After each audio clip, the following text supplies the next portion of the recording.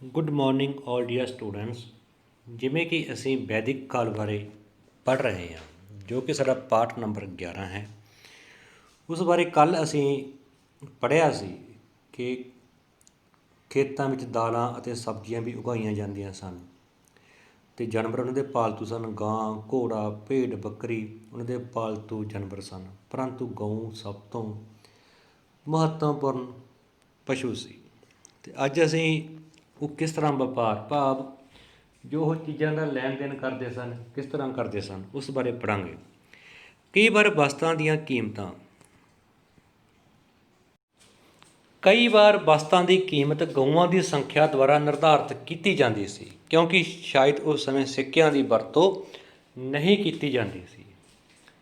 ਭਾਵ ਕਿਸੇ ਵਿਅਕਤੀ ਕੋਲ ਜਿੰਨੀਆਂ ਜ਼ਿਆਦਾ ਗਊਆਂ ਹੁੰਦੀਆਂ ਸਨ, ਉਨਾ ਜ਼ਿਆਦਾ ਉਹ ਅਮੀਰ ਹੁੰਦਾ ਸੀ। ਕਿਸੇ ਵਿਅਕਤੀ ਦੀ ਆਰਥਿਕ ਹਾਲਤ ਉਸ ਕੋਲ ਗਊਆਂ ਦੀ ਸੰਖਿਆ ਤੋਂ ਨਿਰਧਾਰਿਤ ਹੁੰਦੀ ਸੀ। ਜਿਸ ਕੋਲ ਗਊਆਂ ਦੀ ਗਿਣਤੀ ਜ਼ਿਆਦਾ, ਭਾਵ ਉਹ ਜ਼ਿਆਦਾ ਅਮੀਰ। ਜਿਸ ਕੋਲ ਘੱਟ, ਤਾਂ ਉਸ ਦੀ ਆਰਥਿਕ ਹਾਲਤ ਉਸ ਤੋਂ ਘੱਟ ਚੰਗੀ।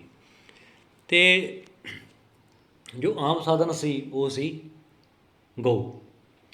ਵਪਾਰ ਵਿੱਚ ਵਸਤਾਂ ਦੀ ਵਟਾਂਦਰਾ ਪ੍ਰਣਾਲੀ। ਵਟਾਂਦਰਾ ਹੁੰਦਾ ਗਾ ਵਾਟਰ ਸਿਸਟਮ ਭਾਵ ਜੋ ਲੈਣ ਦੇਣ ਹੁੰਦਾ ਸੀ ਉਹ ਵਟਾਂਦਰਾ, ਭਾਵ ਇੱਕ ਵਿਅਕਤੀ ਨੂੰ ਆਟਾ ਚਾਹੀਦਾ ਤਾਂ ਉਹ ਦੂਜੇ ਨੂੰ ਕਣਕ ਦੇ ਦਿੰਦਾ, ਜਾਂ ਮੰਨ ਲਓ ਇੱਕ ਲੁਹਾਰ ਨੇ ਲੋਹੇ ਦਾ ਕੰਮ ਕਰਤਾ ਤਾਂ ਉਸ ਦੇ ਵੱਟੇ ਉਸ ਨੂੰ ਦਾਲ ਦੇਤੀ, ਆਟਾ ਦੇਤਾ। ਇਸ ਤਰ੍ਹਾਂ ਵਟਾਂਦਰਾ।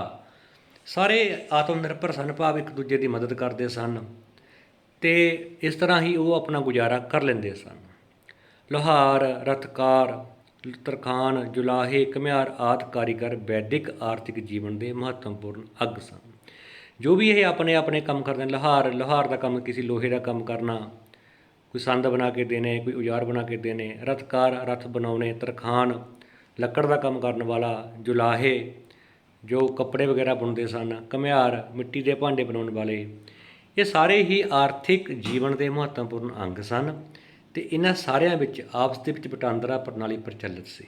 ਮੰਨ ਲਓ ਇੱਕ ਤਰਖਾਣ ਨੇ ਕਿਸੇ ਕਿਸਾਨ ਦਾ ਕੰਮ ਕੀਤਾ ਤਾਂ ਉਹ ਉਸਨੂੰ ਉਸਦੇ ਵੱਟੇ ਅਨਾਜ ਦੇ ਦਿੰਦਾ, ਦੁੱਧ ਦੇ ਦਿੰਦਾ, ਕੋਈ ਫਲ ਦੇ ਦਿੰਦਾ। ਤਾਂ ਪੈਸੇ ਭਾਵ ਸਿੱਕੇ ਪ੍ਰਚਲਿਤ ਨਹੀਂ ਸੀ, ਉਹ ਆਪਸ ਦੇ ਵਿੱਚ ਹੀ ਇਸ ਤਰ੍ਹਾਂ ਆਪਣਾ ਜੀਵਨ ਬਤੀਤ ਕਰਦੇ ਸਨ। ਉਹਨਾਂ ਦੀ ਕੰਮ ਕਰਨ ਦੀ ਸਮਰੱਥਾ ਅਨੁਸਾਰ ਆਦਰ ਮਾਣ ਕੀਤਾ ਜਾਂਦਾ ਸੀ। ਸਮਾਜ ਆਪਣੀਆਂ ਰੋਜ਼ਾਨਾ ਜ਼ਰੂਰਤਾਂ ਲਈ ਉਹਨਾਂ 'ਤੇ ਨਿਰਭਰ ਕਰਦਾ ਸੀ। ਵਪਾਰ ਥਲ ਮਾਰਗ ਦੁਆਰਾ ਅਤੇ ਨਦੀਆਂ, ਸਮੁੰਦਰਾਂ ਅਤੇ ਕਿਸ਼ਤੀਆਂ ਅਤੇ ਜਹਾਜ਼ਾਂ ਰਾਹੀਂ ਕੀਤਾ ਜਾਂਦਾ ਸੀ। ਉਸ ਸਮੇਂ ਵੀ ਵਪਾਰ ਸਮੁੰਦਰਾਂ ਅਤੇ ਕਿਸ਼ਤੀਆਂ ਰਾਹੀਂ ਹੁੰਦਾ ਸੀ। ਸਮੁੰਦਰਾਂ ਵਿੱਚ ਕਿਸ਼ਤੀਆਂ ਅਤੇ ਜਹਾਜ਼ਾਂ ਰਾਹੀਂ ਹੁੰਦਾ ਸੀ। ਵੈਦਿਕ ਕਾਲ ਲੋਕਾਂ ਦੇ ਧਾਰਮਿਕ ਵਿਸ਼ਵਾਸ ਬਹੁਤ ਸਾਦੇ ਸਨ। ਉਹ ਸਿਰਫ ਕੁਦਰਤ ਦੀ ਪੂਜਾ ਕਰਦੇ ਸਨ। ਉਸ ਸਮੇਂ ਮੰਦਰ, ਕੋਈ ਮੂਰਤੀ ਪੂਜਾ ਸ਼ੁਰੂ ਨਹੀਂ ਹੋਈ ਸੀ। ਉਹ ਸਿਰਫ ਕੁਦਰਤ, ਜਿਸ ਤੋਂ ਉਹ ਡਰਦੇ ਸਨ। ਮੰਨ ਲਓ ਧੁੱਪ, ਉਹ ਸਮਝਦੇ ਸਨ ਸੂਰਜ ਇੱਕ ਧੁੱਪ ਦਾ ਦੇਵਤਾ ਮੰਨ ਲਓ, ਗਰਮੀ ਦਾ ਦੇਵਤਾ। ਵੀ ਜੇਕਰ ਉਹ ਮੰਨ ਲਓ ਠੰਡ ਜ਼ਿਆਦਾ ਪੈ ਗਈ, 10 ਦਿਨ ਸੂਰਜ ਨਾ ਨਿਕਲਿਆ ਤਾਂ ਸੋਚਦੇ ਵੀ ਕੋਈ ਕਰੋਪੀ ਆ ਗਈ, ਕੋਈ ਕੁਦਰਤ ਦਾ ਕਹਿਰ ਹੋ ਗਿਆ ਜਿਸ ਕਰਕੇ ਸੂਰਜ ਨਹੀਂ ਨਿਕਲਿਆ। ਤਾਂ ਫਿਰ ਉਹ ਸੂਰਜ ਦੀ ਪੂਜਾ ਕਰਦੇ, ਅੱਗ ਦੀ ਪੂਜਾ ਕਰਦੇ, ਪਾਣੀ ਦੀ ਪੂਜਾ ਕਰਦੇ।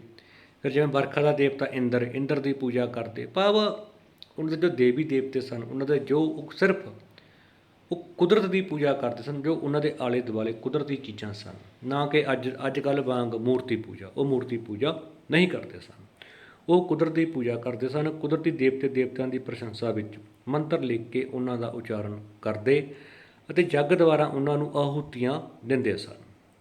ਅੱਗੇ ਕੁਐਸਚਨ ਆਨਸਰ। ਵੈਦਿਕ ਕਾਲ ਵਿੱਚ ਵਸਤਾਂ ਦੀਆਂ ਕੀਮਤਾਂ ਕਿਸ ਪ੍ਰਕਾਰ ਨਿਰਧਾਰਿਤ ਹੁੰਦੀਆਂ ਸਨ? ਕਿਸ ਪ੍ਰਕਾਰ ਕਰਦੇ ਸਨ ਉਹ? ਗਊਆਂ ਦੀ ਸੰਖਿਆ ਦੁਆਰਾ ਨਿਰਧਾਰਿਤ ਕਰਦੇ ਸਨ। ਵੈਦਿਕ ਆਰਥਿਕ ਜੀਵਨ ਦੇ ਮਹੱਤਵਪੂਰਨ ਅੰਗ ਕਿਹੜੇ ਸਨ? ਲੁਹਾਰ, ਰਥਕਾਰ, ਤਰਖਾਣ, ਲੁਹਾਰ, ਘੁਮਿਆਰ ਆਦਿ। ਵੈਦਿਕ ਕਾਲ ਵਿੱਚ ਵਪਾਰ ਕਿਹੜੇ ਰਸਤਿਆਂ ਰਾਹੀਂ ਕੀਤਾ ਜਾਂਦਾ ਸੀ? ਤਾਂ ਕਿਹੜੇ ਰਸਤੇ ਸੀ ਉਹ? ਅਸੀਂ ਹੁਣੇ ਪੜ੍ਹਿਆ ਹੈ ਕਿ ਸਮੁੰਦਰਾਂ ਵਿੱਚ ਕਿਸ਼ਤੀਆਂ ਅਤੇ ਜਹਾਜ਼ਾਂ ਰਾਹੀਂ, ਥਲ ਮਾਰਗਾਂ ਦੁਆਰਾ, ਨਦੀਆਂ ਦੁਆਰਾ। ਵੈਦਿਕ ਕਾਲ ਦੇ ਲੋਕਾਂ ਦੇ ਧਾਰਮਿਕ ਵਿਸ਼ਵਾਸ ਬਹੁਤ ਸਾਦੇ ਸਨ। ਵਪਾਰ ਵਿੱਚ ਵਸਤਾਂ ਦੀ ਵਟਾਂਦਰਾ ਵਾਟਰ ਸਿਸਟਮ ਪ੍ਰਚਲਿਤ ਸੀ। ਬਹੁਤ ਸਾਰੀਆਂ ਵਸਤਾਂ ਦੀ ਕੀਮਤ ਗਊਆਂ ਦੀ ਸੰਖਿਆ ਦੁਆਰਾ ਨਿਰਧਾਰਿਤ ਕੀਤੀ ਜਾਂਦੀ ਸੀ। ਕੁਐਸਚਨ ਸਹੀ ਆ ਗਲਤ ਆ ਗਏ। ਲੁਹਾਰ ਵੈਦਿਕ ਆਰਥਿਕ ਜੀਵਨ ਦਾ ਮਹੱਤਵਪੂਰਨ ਅੰਗ ਸਨ। ਬਿਲਕੁਲ ਸਹੀ ਹੈ। ਸਮਾਜ ਕਾਰੀਗਰਾਂ ਉੱਪਰ ਨਿਰਭਰ ਕਰਦਾ ਸੀ, ਇਹ ਵੀ ਸਹੀ ਹੈ। ਉਹ ਕੁਦਰਤ ਦੀ ਪੂਜਾ ਕਰਦੇ ਸਨ ਅਤੇ ਕੁਦਰਤੀ ਦੇਵੀ ਦੇਵਤਿਆਂ ਤੋਂ ਪ੍ਰਸ਼ੰਸਾ ਵਿੱਚ ਮੰਤਰ ਲਿਖ ਕੇ ਉਹਨਾਂ ਦਾ ਉਚਾਰਨ ਕਰਦੇ ਸਨ। ਇਸੇ ਤਰ੍ਹਾਂ ਇਹੀ ਸਲਾਈਡ ਸਾਡੀ ਇੰਗਲਿਸ਼ ਮੀਡੀਅਮ 'ਚ ਹੈ। Many a time the prices of various things were fixed in terms of cows probably because coins were not used as yet. ਉਦੋਂ ਸਿੱਕੇ ਹਜੇ ਪ੍ਰਚਲਿਤ ਨਹੀਂ ਹੋਏ ਸਨ ਅਤੇ ਗਊਆਂ ਦੁਆਰਾ ਕੀਮਤ ਨਿਰਧਾਰਿਤ ਹੁੰਦੀ ਸੀ।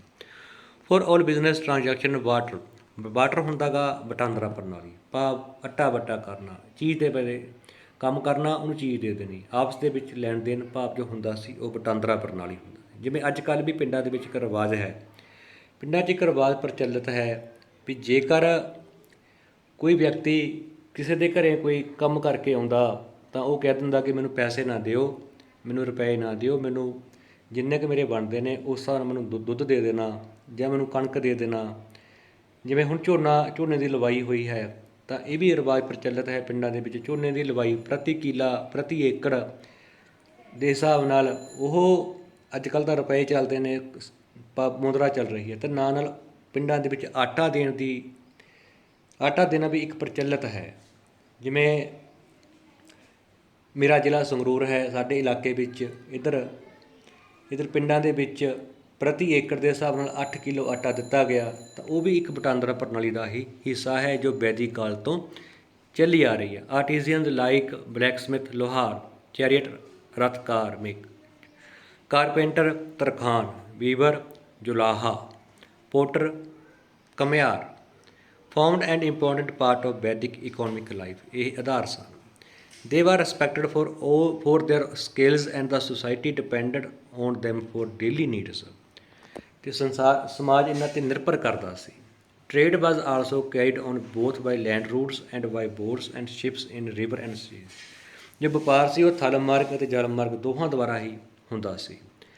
The religious beliefs of Vedic were simple। ਉਹਨਾਂ ਦੇ ਧਾਰਮਿਕ ਵਿਸ਼ਵਾਸ ਬਹੁਤ ਹੀ ਸਾਦੇ ਸਨ। They worshipped nature by composing and chanting hymns to gods and offered oblating during the sacrifices। ਉਹ ਪਰਮਾਤਮਾ ਦੇ ਗੁਣਗਾਨ ਵਿੱਚ ਮੰਤਰ ਲਿਖਦੇ, ਉਹਨਾਂ ਨੂੰ ਗਾਉਂਦੇ ਅਤੇ ਆਹੂਤੀਆਂ ਦਿੰਦੇ। ਇਸ ਤਰ੍ਹਾਂ ਕੁਐਸਚਨ ਆਨਸਰ ਹਨ। ਹੇਠਾਂ ਸਾਰੇ ਹੀ ਕੁਐਸਚਨ ਆਨਸਰ ਅੰਗਰੇਜ਼ੀ ਅਤੇ ਪੰਜਾਬੀ ਮੀਡੀਅਮ ਵਿੱਚ ਕੀਤੇ ਹੋਏ ਹਨ ਤਾਂ ਜੋ ਵਿਦਿਆਰਥੀ ਆਪਣਾ ਕੰਮ ਕਰ ਸਕਣ। ਜੇ ਫਿਰ ਵੀ ਕਿਸੇ ਵਿਦਿਆਰਥੀ ਨੂੰ ਕੋਈ ਦਿੱਕਤ ਆਉਂਦੀ ਹੈ ਤਾਂ ਮੇਰੇ ਇਸ ਨੰਬਰ 9872 76777 'ਤੇ ਮੈਨੂੰ ਕਾਲ ਜਾਂ ਮੈਸੇਜ ਕਰ ਸਕਦੇ ਹਨ। ਅਤੇ 6ਵੀਂ ਕਲਾਸ ਦੀ ਜੋ ਸਮਾਜਿਕ ਸਿੱਖਿਆ ਦੀ ਕਿਤਾਬ ਹੈ ਅਤੇ ਉਸ ਦੀ ਵੀ ਹਰ ਰੋਜ਼ 6ਵੀਂ ਕਲਾਸ ਦੀ ਸਮਾਜਿਕ ਦੀ ਕਿਤਾਬ ਉੱਤੋਂ 1 ਘੰਟਾ ਕਲਾਸ ਲੱਗਿਆ ਕਰੇਗੀ ਔਨਲਾਈਨ, ਜੋ ਕਿ ਲਗਭਗ 12-1 ਵਜੇ ਲੱਗਿਆ ਕਰੇਗੀ ਅਤੇ ਮੈਂ ਮੈਸੇਜ ਪਾ ਦਿਆ ਕਰਾਂਗਾ। ਜੇਕਰ ਕੋਈ 6ਵੀਂ ਕਲਾਸ ਦਾ ਵਿਦਿਆਰਥੀ ਚੰਗੀ ਤਰ੍ਹਾਂ ਆਪਣੇ ਪਾਠਾਂ ਨੂੰ ਹੋਰ ਸਮਝਣਾ ਚਾਹੁੰਦਾ ਹੈ ਤਾਂ ਉਹ ਮੈਂ ਇੱਕ ਗਰੁੱਪ ਬਣਾਵਾਂਗਾ 6ਵੀਂ ਕਲਾਸ ਦਾ, ਅਤੇ ਮੈਨੂੰ ਮੈਸੇਜ ਜਾਂ ਮੈਨੂੰ ਕਾਲ ਕਰਕੇ ਦੱਸ ਸਕਦੇ ਹਨ ਤਾਂ ਜੋ ਵਿਦਿਆਰਥੀਆਂ ਦਾ ਵੱਧ ਤੋਂ ਵੱਧ ਫਾਇਦਾ ਹੋ ਸਕੇ। ਵਿਦਿਆਰਥੀ ਘਰ ਬੈਠੇ ਆਪਣਾ ਵਧੀਆ ਕੰਮ ਕਰ ਸਕਣ, ਉਹਨਾਂ ਨੂੰ ਚੰਗੀ ਤਰ੍ਹਾਂ ਸਮਝ ਆ ਸਕੇ, ਅਤੇ ਜੇਕਰ ਉਹ ਪੜ੍ਹਨਗੇ ਤਾਂ ਉਹਨਾਂ ਦਾ ਵਧੀਆ ਜ਼ਿੰਦਗੀ ਵਿੱਚ ਵਧੀਆ ਇਨਸਾਨ ਬਣ ਸਕਣਗੇ। ਜੇਕਰ ਉਹ ਆਪਣੇ ਮੋਬਾਇਲ ਦੇ ਉੱਤੇ ਆਪਣੇ ਘਰੇ ਕਹਿ ਦਿੱਤਾ ਕਿ ਮੈਂ ਪੜ੍ਹਦਾ ਹਾਂ, ਅਤੇ ਪੜ੍ਹਨਾ ਤਾਂ ਹੈ ਨਹੀਂ ਪਰ ਮੋਬਾਇਲ ਦੇ ਉੱਤੇ ਕੋਈ ਗੇਮ ਖੇਡ ਲਈ, ਕੋਈ ਵਟਸਐਪ 'ਤੇ ਚੈਟਿੰਗ ਕਰ ਲਈ, ਉਹ ਸਾਰਾ ਕੁਝ ਫਜ਼ੂਲ ਹੈ। ਤਾਂ ਮੇਰੀ ਇਹ ਵੀ ਵਿਦਿਆਰਥੀਆਂ ਨੂੰ ਇੱਕ ਬੇਨਤੀ ਹੈ ਕਿ ਜਦੋਂ ਕੋਈ ਕੰਮ ਕਰਨਾ, ਜੇ ਕੰਮ ਕਰਨਾ ਤਾਂ ਮੋਬਾਇਲ ਨੂੰ ਤਾਂ ਹੀ ਆਪਣੇ ਹੱਥ ਵਿੱਚ ਫੜੋ। ਜੇਕਰ ਕੰਮ ਨਹੀਂ ਕਰਨਾ ਕਿ ਘਰਦਿਆਂ ਨੂੰ ਕਹਿ ਦੇਣਾ ਮੈਂ ਪੜ੍ਹੀ ਜਾਂਦਾ, ਪਰ ਖੇਡਣੀਆਂ ਗੇਮਾਂ ਨੇ ਜਾਂ ਕਿਸੇ ਨਾਲ ਵਟਸਐਪ ਚੈਟਿੰਗ ਕਰੀ ਜਾਣੀ ਜਾਂ ਫੇਸਬੁੱਕ ਦੇਖੀ ਜਾਣਾ ਜਾਂ ਇੰਸਟਾਗ੍ਰਾਮ 'ਤੇ ਕੁਝ ਵੀ ਕਰੀ ਜਾਣਾ, ਤਾਂ ਮੇਰੇ ਹਿਸਾਬ ਨਾਲ ਇਹ ਬੜੀ ਗਲਤ ਗੱਲ ਹੈ। ਤਾਂ ਵਿਦਿਆਰਥੀਆਂ ਨੂੰ ਇਹ ਵੀ ਮੇਰੀ ਇੱਕ ਬੇਨਤੀ ਹੈ ਕਿ ਜੋ ਤੁਹਾਡੇ ਹੱਥਾਂ ਵਿੱਚ ਇਸ ਲੋਕਡਾਊਨ ਦੇ ਦੌਰਾਨ ਮੋਬਾਈਲ ਆਏ ਹਨ ਤਾਂ ਇਸ ਦਾ ਜੋ ਮੋਬਾਈਲ ਹੈ ਇਸ ਦਾ ਇੱਕ ਸਹੀ ਫਾਇਦਾ ਉਠਾਓ, ਨਾ ਕਿ ਗੇਮਾਂ ਖੇਡ ਕੇ ਆਪਣੀਆਂ ਅੱਖਾਂ ਖਰਾਬ ਕਰੋ, ਅਤੇ ਜੋ ਤੁਹਾਡਾ ਇਹ ਕੀਮਤੀ ਸਮਾਂ ਹੈ ਤੁਸੀਂ ਇਸ ਨੂੰ ਬਰਬਾਦ ਕਰੋ। ਇਹ ਵੀ ਮੇਰੀ ਇੱਕ ਬੇਨਤੀ ਹੈ। ਸਾਡੇ ਸਾਰੇ ਹੀ ਅਧਿਆਪਕ ਸਾਹਿਬਾਨ ਵਿਦਿਆਰਥੀਆਂ ਨੂੰ ਵੱਧ ਤੋਂ ਵੱਧ ਵਧੀਆ ਢੰਗ ਨਾਲ ਪੜ੍ਹਾਇਆ ਜਾਵੇ। ਸਾਰੇ ਅਧਿਆਪਕ ਸਾਹਿਬਾਨ ਅਸੀਂ ਕੋਸ਼ਿਸ਼ ਕਰ ਰਹੇ ਹਾਂ, ਪਰ ਇਹ ਕੋਸ਼ਿਸ਼ ਤਾਂ ਹੀ ਵਧੀਆ ਹੋਵੇਗੀ ਜੇਕਰ ਵਿਦਿਆਰਥੀ ਵੀ ਪੂਰਾ ਇਸ ਚੀਜ਼ ਨਾਲ ਸਾਡਾ ਸਾਥ ਦੇਣਗੇ ਤੇ ਜੋ ਇਹ ਮਹਾਂਮਾਰੀ ਦੇ ਦੌਰਾਨ ਸਕੂਲ ਬੰਦ ਹੋ ਰਹੇ ਹਨ ਤੇ ਉਹ ਆਪਣੇ ਇਸ ਘਾਟੇ ਨੂੰ ਆਪਣੇ ਘਰੇ ਬੈਠ ਕੇ ਪੂਰਾ ਕਰ ਸਕਣ। ਤੇ ਇਹ ਮੇਰੀ ਇੱਕ ਸਾਰੇ ਹੀ ਵਿਦਿਆਰਥੀਆਂ ਨੂੰ ਹੱਥ ਬੰਨ੍ਹ ਕੇ ਬੇਨਤੀ ਹੈ ਕਿ ਮੋਬਾਈਲ ਦਾ ਕਦੇ ਵੀ ਗਲਤ ਉਪਯੋਗ ਨਾ ਕਰੋ, ਕਿ ਤੁਹਾਡੇ ਮਾਪਿਆਂ ਨੂੰ ਤਾਂ ਲੱਗੇ ਕਿ ਬੱਚਾ ਪੜ੍ਹ ਰਿਹਾ ਪਰ ਤੁਸੀਂ ਉਸਦੇ ਉੱਤੇ ਗੇਮਾਂ ਖੇਡ ਰਹੇ ਹੋ।